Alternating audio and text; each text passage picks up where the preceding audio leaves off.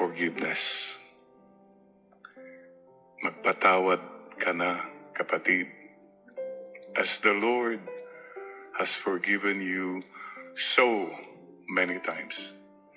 I suppose by now you have learned from this pandemic, lessons learned po, is to travel light. Realize, ang dami pa lang hindi natin kailangan.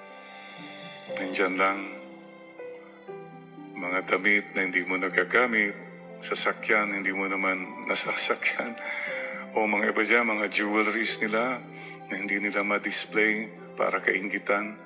Wala naman pala. Travel light. Not only in terms of material possessions, not only in terms of physical, appearance, but here. Kumusta ang puso mo, kapatid? Kung marami kang excess luggage, please, be good to yourself. Let go na. You know why you should forgive? These are 3 things I was thinking why you and I should forgive. Number 1, thanksgiving. Thanksgiving. Lord, you have blessed me so much. You're asking me to forgive. So in thanksgiving to you, I'll do it. I'll do it. Sa dami ba naman ng blessings nyo? Sa dami ba naman ng ilang beses po akong napatawad ninyo? So I in gratitude, sige na po, I forgive. A grateful forgiveness. R, reparation for my sins and for the sins of the whole world.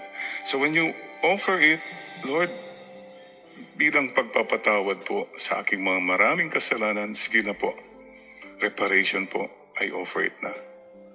Reparation. And for the whole world, you see, the whole world, ang dami pong kasalanan, so what can we do? Kahit papaano, Lord, reparation for the sins of the world, my sins, and for the sins of the whole world. Try that. Mas magaan po. And of course, obey. Why? Because the Lord specifically said, love your enemies. Pray for those who persecute you.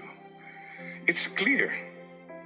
Forgive those who have offended you. This is what the Lord demands of us, so we obey. TRO, for forgiveness. In thanksgiving to God, I forgive.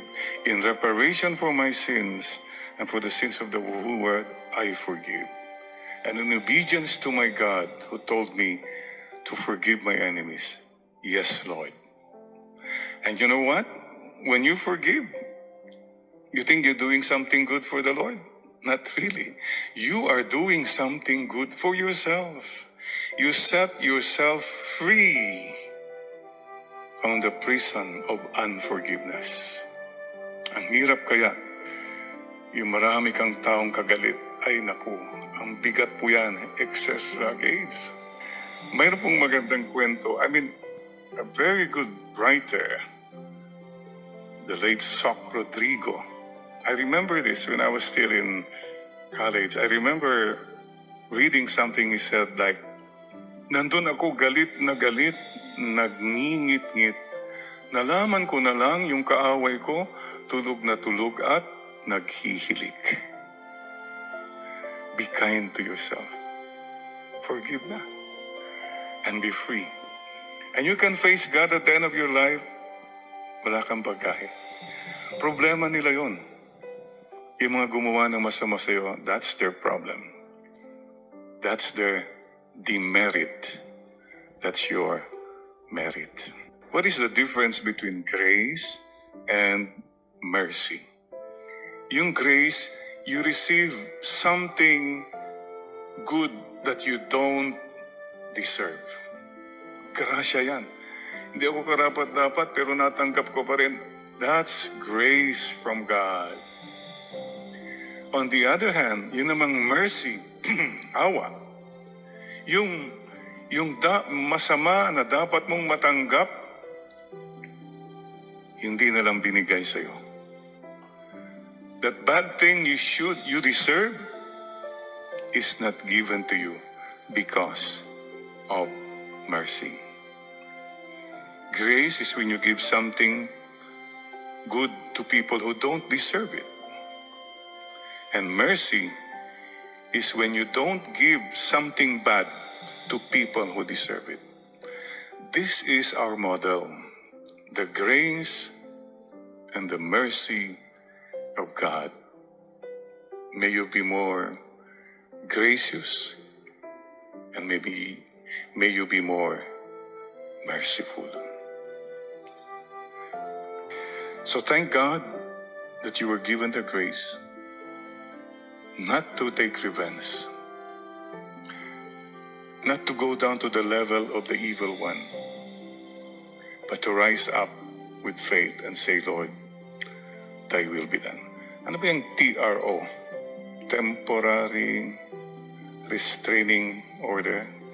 Baka ma-apply mo ngayon, sa mga hindi pa nakaka-forgive, mag-TRO ka na. Kahit temporary lang muna. It will lead eventually to forgiveness.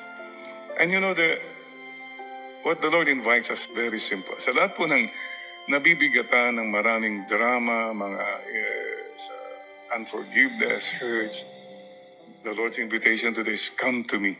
Come. All you who are tired and heavily burdened. Can you relate with that?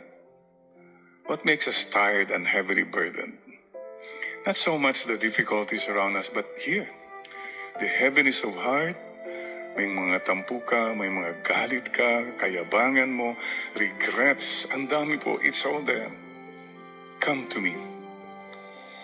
You who are tired and heavily burdened, worries, anxiety, and I will give you rest. That's in Matthew chapter 11, 28. Let the Lord ask you, anak, what burdens you? Anak, ano bang mabigat sa puso mo ngayon? What is it that's troubling you? What is it? Who is it that's making your life unhappy and miserable? Listen to the Lord tell you now. Come to me. You are tired or heavily burdened, and I will give you rest.